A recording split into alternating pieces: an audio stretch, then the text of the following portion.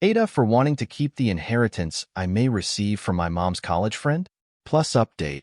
I, 30M, have had the weirdest couple of months of my life. My mom's, 61F, friend Gary, 60-ish M, recently passed away, and to my surprise, he left all his property in my name in his will. For context, I am married to Hannah, 28F, and we have a 2-year-old toddler. We are not wealthy, but both Hannah and I have good jobs and are working towards building a good life for us and our kids. About 2 months ago, an estate attorney sent a letter to our house stating that Gary had passed away and I was named in his will. This came as a shock as we had not seen Gary and his family for years. The only memory I have of Gary was from when I was a kid. His son Jason, late 20s M, and I were friends and our families were pretty close. Gary and my mom were college friends, and they would come to our house for dinners or parties. Jason and I were of similar age, and I remember Jason following me around the house and us playing video games in my room while the grown-ups had fun downstairs. When I was around 10, they moved out of our town, and I never saw them again. This is the first time in years I have thought about Gary or Jason. I initially thought the letter was a scam letter, but after reading Gary's name on the letter, I called my mom to ask if he was the same Gary who was her friend. She confirmed that the name was the same. I decided to schedule a Zoom call from the estate attorney. The estate attorney, who is also the executor of the will, told us that Gary named me in his will and left me his house, close to $1.5 million in value, and around $800,000 in other assets. This was a shock as I have no relation to him, and there is no reason why he would even remember me. The executor mentioned that Jason wants to get in touch with me, and if I can provide my contact information to him. I of course agreed as I wanted to understand what was going on. I talked to Jason via Zoom call. Jason and his wife joined the call. I asked him about Gary and what was going on. Jason told me that Gary and his mom divorced right around the time they moved out of our town. His mother got the primary custody, and he used to spend weekends at Gary's place. However, after a year or so, Gary started slowly pulling out of his life and met him maybe a few times every year. Gary then moved to a different town, and they had very limited contact except for holiday greetings and a few phone calls every year. Jason mentioned that Gary lived alone and did not marry again. Jason is his only living next of kin. Jason's mom has already passed away. Jason also came to know about Gary's death via the estate attorney's letter.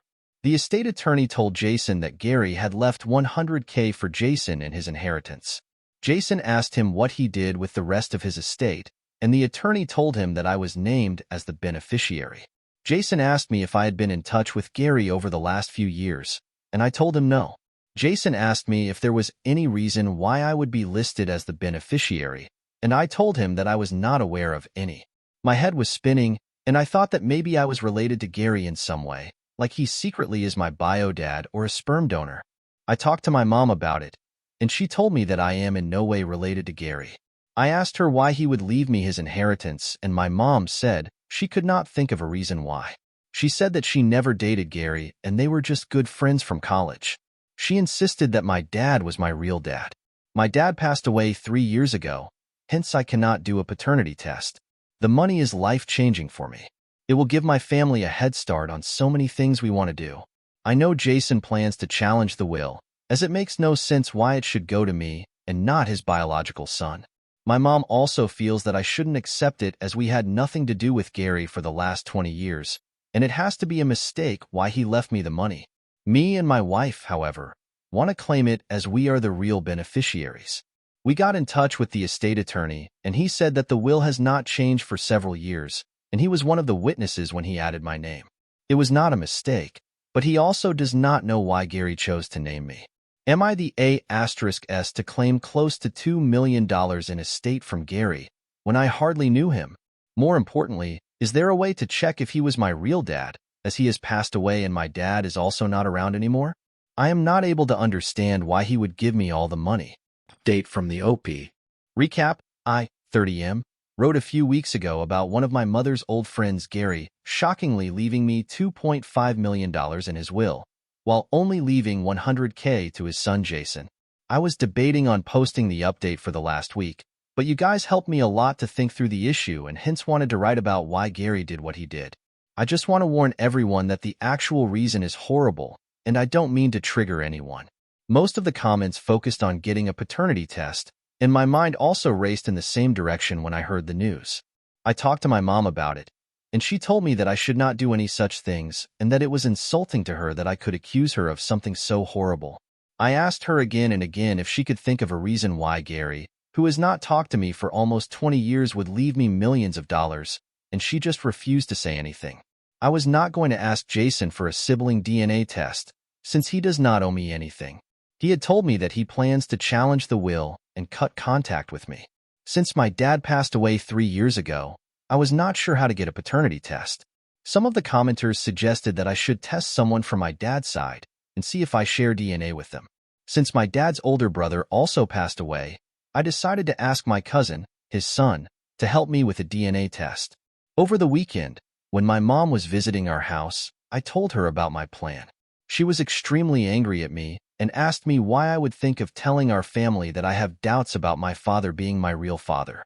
I told her that I had to know what was going on, and it was killing me from inside to know why Gary would leave me so much money. We got into a big argument.